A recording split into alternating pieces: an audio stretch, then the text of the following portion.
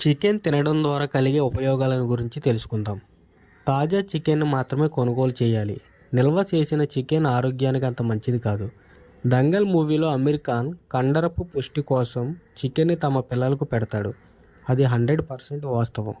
కండరపు పుష్టి పొందటానికి ఉడికించిన చికెన్ను ఆహారంగా తీసుకోవాలి. అలాగే చికెన్లో ఉండే ప్రోటీన్లు శరీరానికి తగినంత శక్తినిచ్చి నొప్పుల నుండి ఉపశమనం కలిగిస్తాయి.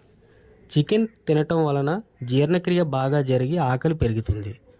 చికెన్లో ఉండే కాల్షియం, ఫాస్ఫరస్ వంటివి ఎముకలను ఆరోగ్యంగా ఉంచుతాయి.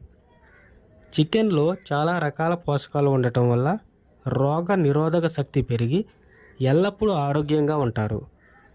చికెన్లో ఉండే అమినో ఆసిడ్స్ పిల్లలు పొడవుగా మరియు శక్తివంతంగా పెరగడానికి దోహదపడతాయి. చికెన్లో ఉండే విటమిన్ B5 ఒత్తిడిని కలిగించి